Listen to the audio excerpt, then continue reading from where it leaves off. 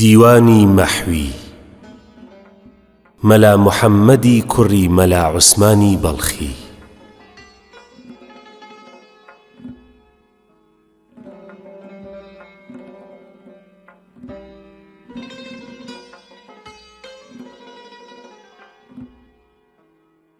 لە دنیادا دڵارامێک و ئارامی دڵێکم بوو، بەجارێ ماڵی وێرانم ئەمیشم چوو ئەویشم چوو.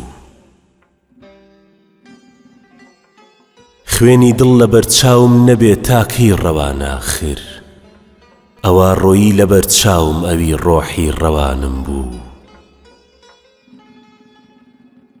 چ حاڵە قوڕ بەسەر حەتا بە حاڵم پێکەنینی دێ، بەدەست ئەتواری تۆوە قوڕ بەسەر خۆم ئەی دڵەی بەدخوو. دڵ و دڵبەر لە یەک بەدخوترن، سامن خودا چ بکەم؟ فلا المحبوب يرثيلي ولا القلب الشجا يسلو. لە ڕۆژێکی کە ئەو گوفتار تووتی کە بگڕەفتارە لە من غائب بووە، هەر ناڵەمە وەک کۆتری حاقوو. چ ڕۆحێک کوشتەیە و باڵایە، قمری داری تووبایە. فيا طوبى لقوم في سبيل حبهم ماتوا. لدوري أو كرة فرسة تبازو بمريي محوي، مبادا بيتو بو كشتني تو رنجكا بازو.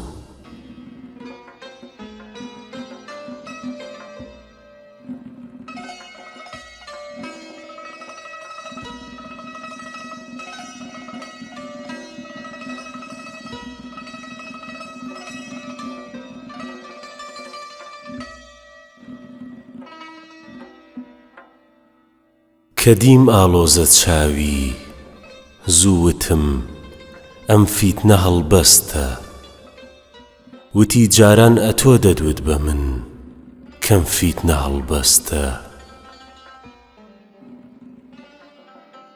بە سووتن چم گلەم نەبووە لە دەردی سەردی میهری تۆ، من و شەکوە وتی گوێ ناگرم لەم فیتنە هەڵبەستە. بەغەیرەت شکر ئەگەر شەکوەم لە جەوری تۆ ببێ، سپڵەم وتی حاشا دەزانم ئەم ڕەقیبە فیتنە هەڵبەستە. بەجێیە کوشتنم سووتاندنم، خاکت بەبا بۆدام وتی ئاهەنگی عیشقی من مەقاماتە لەگەڵ بەستە. بە زوڵفی داهەڵاوە سرابوو دڵ عومری بە سەدا مال، نیگاهی وەک ئەجەل هات و وتی توولی ئەمەل بەستە. قەزا بێ دەستەڵاتت کە چییە غەیری ڕەزا چارە، لەبەر دەستی جەلابا ڕێویە کە شێری پەلبەستە. بە خۆکوشتن نەجاتی خۆ بدە مەحوی وەکو فەرهاد، لە زۆری قەهرەمانی عیشق ئەفەندم هەر ئەجەل بەستە.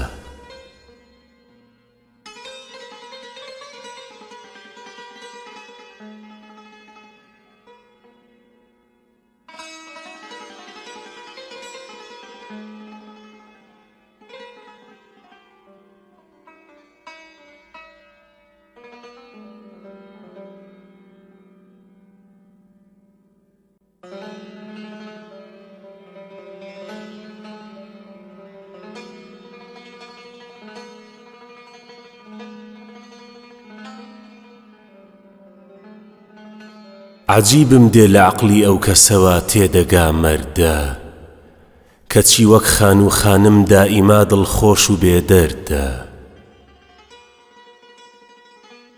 بە پیری مەرگەوە فرسەخ بە فرسەخ ڕۆیون مەردان، ئەوی باکی لە مردن بێ دیارە بڵح و نامەردە. لەبەر قاپی مەحەبەت ئەو خودا پێداوەیە ڕووسور، حەزینە دیدە پڕەسرینە دڵخوێنینە ڕووزەردە. لە ئەحبابی قەدیمی بەزمی ئولفەت ماوە تندوتەن، یەکێ پەروانە هەمدەردە، یەکێ بولبول کام فەردە. برا لە ئەم هەموو ئۆباڵە بێ بەو گەردنە حەیفە، بنیشێ بەم حەددە ئەم گەردە لەو مینایی بێگەردە. لە دەورمدا حەسار ئافەت، لەسەر سەرخەیمە دوودی ئاه، لە سایە عیشقەوە بوومە شەهی ساحب سەراپەردە. چلۆن ئەو دێتە چاوی من کە یەکسەر عونسوری ئاوە، مەحاڵە من کە بچمە دڵیەوە دڵکی شوەری بەردە. تەپ و تۆزی غوباری دیم و ڕێگەی گۆڕی و دەیوت، دەترسم دامەنم ئاخر ببێ ئالوودە بەم دەردە. دەبینم ئەهلی دڵ یا سەنگەسارە یا لەسەر دارە، دیاری عیشق ئەگەر ساغت دەوێ هەر دارە هەر بەردە. لە باغی سێ و بەیدا باسی ڕوخسار و چەنەی کەی بوو، خەجڵ ماسێ و بەی ترسا کەوا ئەو سوورە ئەم زەردە. ئەگەر چی من گەدام ئەو شا، لە عورفی عیشقدا مەحوی بەسە نیسبەت لە بەینا، من سیا بەخت ئەو سیا چەردە.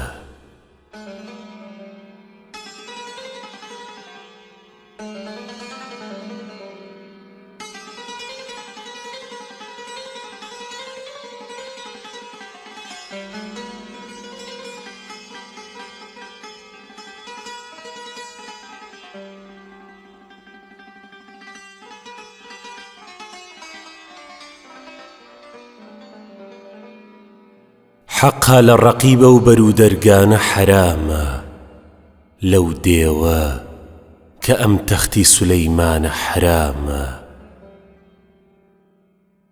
قیلێکی زەعیف ئاهی حەزین ئیزنە لە عیشقا، گریانی بە کوڵ ناڵەی مەستانە حرامە. سووتانی بە بێدەنجیا دابی مەحەبەت، وەک بولبولە مەفغانە بە پەروانە حرامە. وا دەربەدەرە دڵ وەتەنی سینەمی ون کرد، لەو شێرە خوێڕی بووە ئەم لانە حرامە. دەیوت کە بەڕەحمن مەهی ڕووی ئەم سەنەمەم دی، گەر بت ئەمە بێ خزمەتی بتخانە حرامە. من پادشەهی عیشقم و هەر داغی جنونم، تاجی سەرە باقی کە لە دێوانە حرامە. هەر کۆکەن و مەجنونە کوڕی کێ و بیابان، غەیری کون و قوژبن کە لە فەرزانە حرامە. بێداغینە دامەت دڵ و بێدەردیە سەفجان، لەم کالی بەدەت دڵ لە دڵە و جانە حرامە. خوێناوی جگەر گۆشەی بەیت الحەزەنێ بوو، مەحوی بەسە مەیلی مەی و مەیخانە حرامە.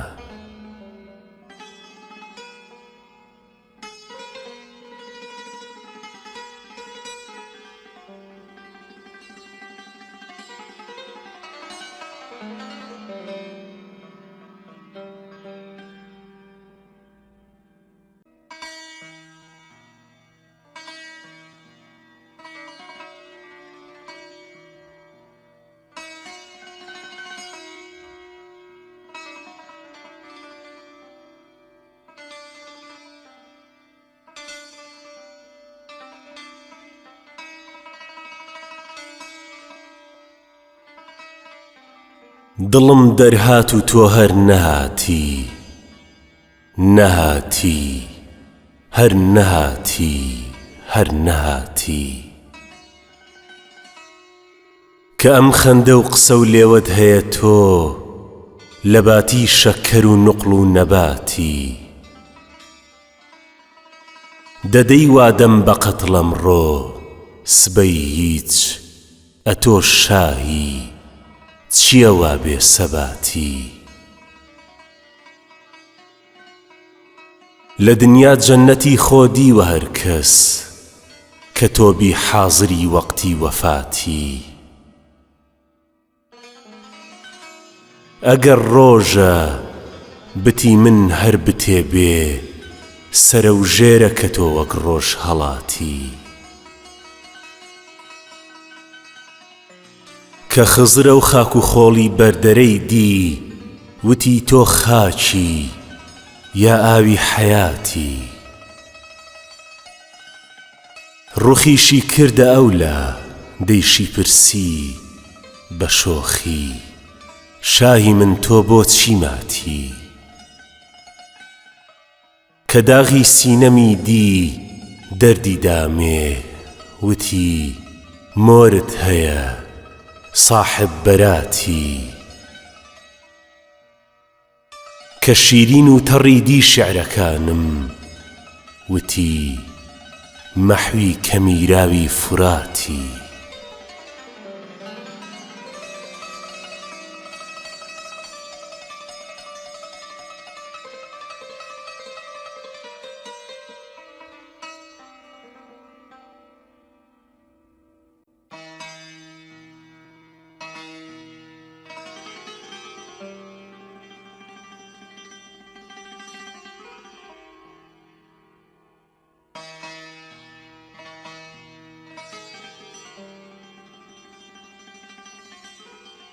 بەنۆشی جانی وەردەگرم پیاڵەی زەهری هەرنێشێ بە دەردی دڵ بچم گەربێ لە جەوری تۆ دڵم بێشێ.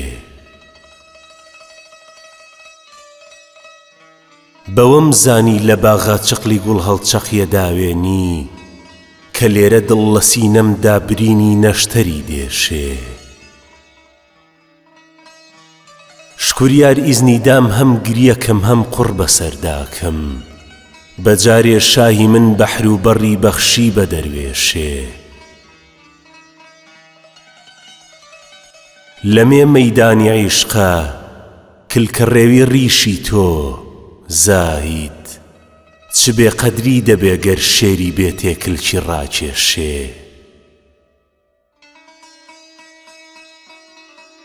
وتم ڕوخسەت دەجانە دا بە قوربانی لە بتکەم جان وتی بەحرێکی شەهد ئەڵبەت دەنیشێ پێوە مێشێ. خودا گرتو دڵم چۆتن بە گشت شۆڕ و شەڕی عیشقا بە نەسی ئایە فلاک و زەمینم بارە ناکێشێ. سەنەد بێ مۆروخەت داوی مەحەبەتکردنە مەحوی تەعەشوق بێ دڵێکی داغدار و سینەی ڕێشێ.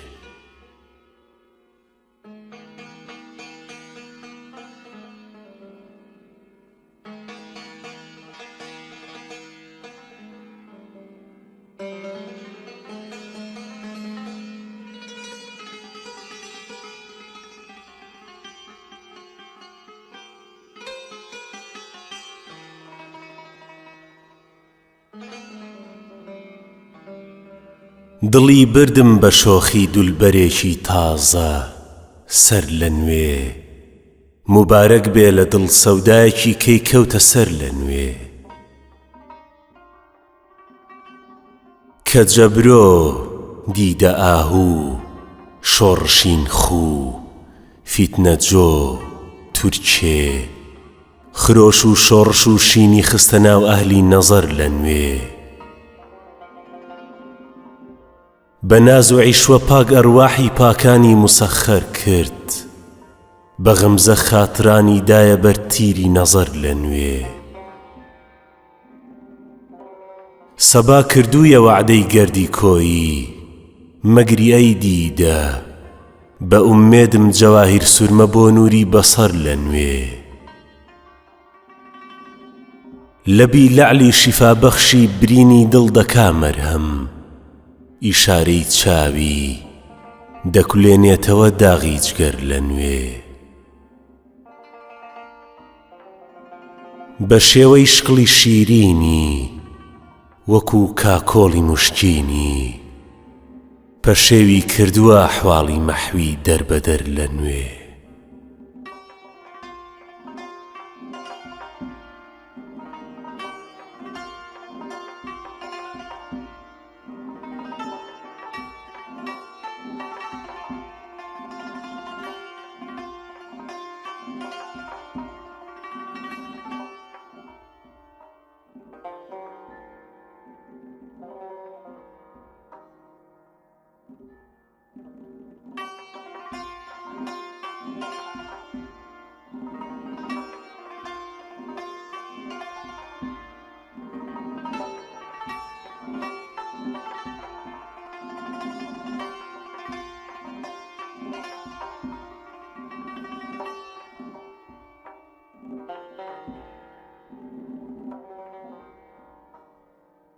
دڵ فریبی دڵبەری دڵدار هەی فیتنەگەر هەی ڕەند هەی عەیار هەی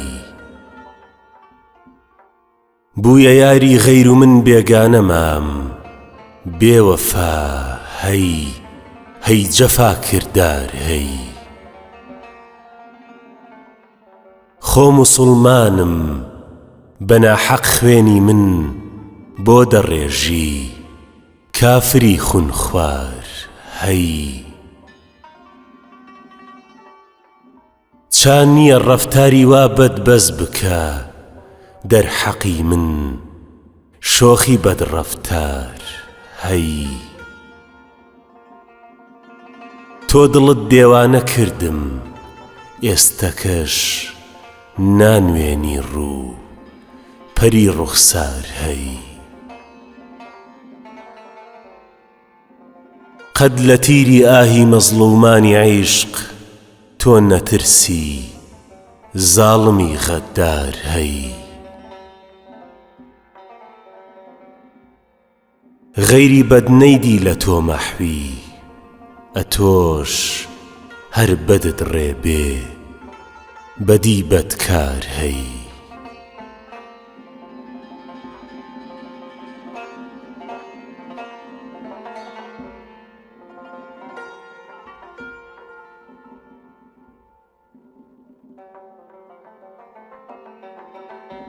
خەتی دەوری لێوی ئاڵد ئەی مەسیحا لام و بێ هەر لە جامەی سەبزە چێ بۆ غەین و نون و چیم و هێ غونچە بازاڕی نەزاکەتداری و تەنگی شکاند هەر کە زاهیر بوو لە دەوری باغی حوسنت لام و بێ لەب شەکەر تاکەی لە حەسرەت خاڵی موشکینت دڵم داغدار و خەستە بێ وەک لام و ئەلف و لام و هێ لا لە ڕوخسارم لە سایی ئەشکی خوێنین ڕەنگەوە چونکە ڕووسورم لە قاپی عەین و شین و قاف و تێ عیشقت ئەی جانە منی ڕیسوایی عالەم کردووە چاکە ئینسافت ببێ بۆ ئەلف و سین و تێ و هێ ئێستە بۆ لاف و گەزاف هەر کەس دەبینی عاشقە نەک هەموو کەس جان فیدا وەک میم و حێ و واویێ مەحوی ئەمڕۆ زۆر نەخۆشە قەت شیفای نایێ بە هیچ گەر شیفای بێتن بە بۆی زوڵف و ئەو ئەگری جەدێ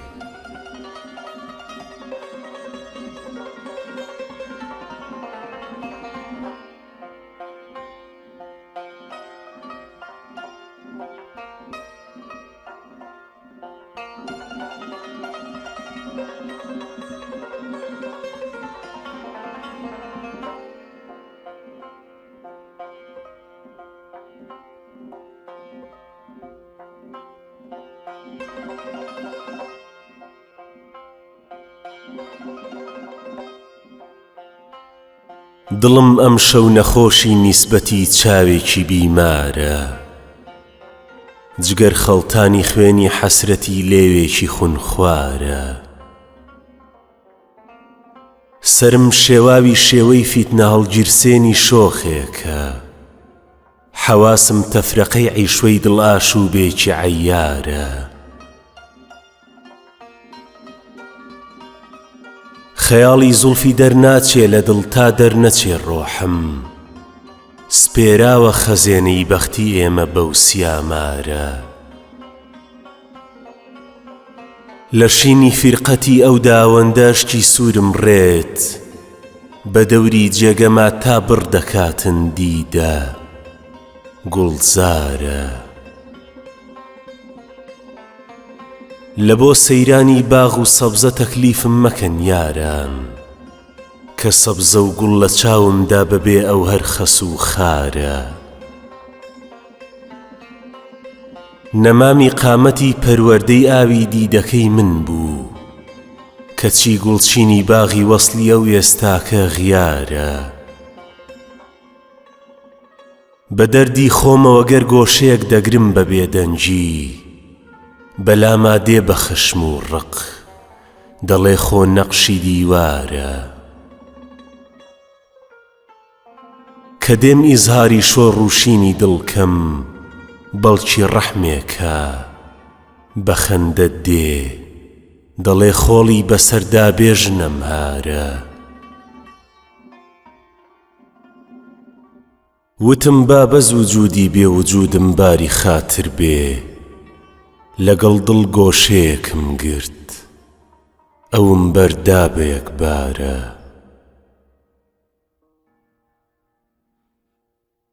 لە کونجی بێکەسیدا مودەیەکم بردە سەر، ئاخر شەوێ دڵ کەوتە بەحسی بێوەفایی ئەو ستەمکارە.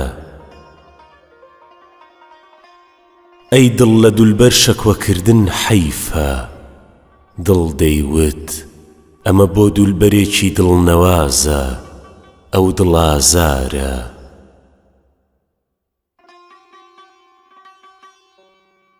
وتم خۆشە بە ئومێدی وەفا جەور و جەفا، دەیوت بەسەر چوو عومرم و نەمدی وەفایەک لەو ستەمکارە. وتم پەنهانیە دەرحەق بە عاشق لوتفی معشوقان، وتی ئەو زاهیر و باتن لە زومرەی ئێمە بێزارە. وەگەرنا دەفعەیەک لەم بەینە بۆ دەفعی گلە دەیوت هەواڵێکی بپرسن چۆنە ئەو مەزلومی بێچارە. لە پڕ بایەک لەگەڵ بۆی ئاشنا هات و وتی مەحوی بەشارەت بێ کە ئیقباڵت موبارەک تاڵیعت دیارە. کە هاتم شۆخەکەی غارەتگەری دین و دڵت دەیوت بپرسە حاڵیە و سەودازەدەی بەدبەختی ئاوارە.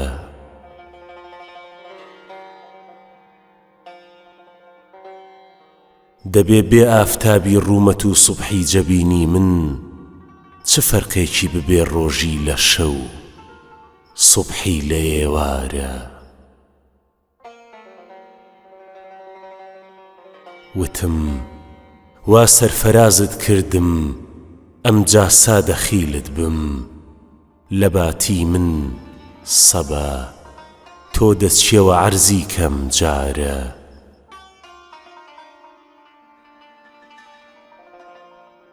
ئەگەر چی مودەیەکە من لە زوڵماتی سیابەختی ونە زەڕەی وجودم ڕۆژی ڕووناکم شەوی تارە.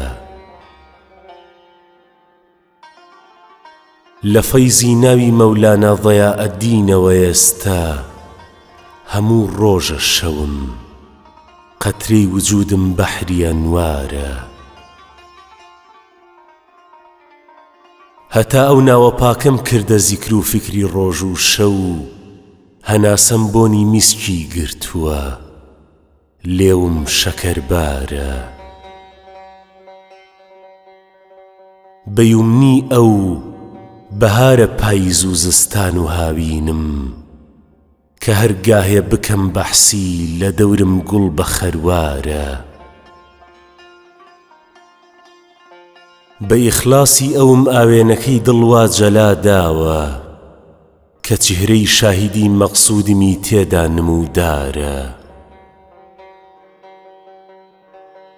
جەماڵی ڕابیتەی وا دڵبەرە بەختی خەواڵوشم بە ئومێدی تەماشایەک هەمیشە چاوی بێدارە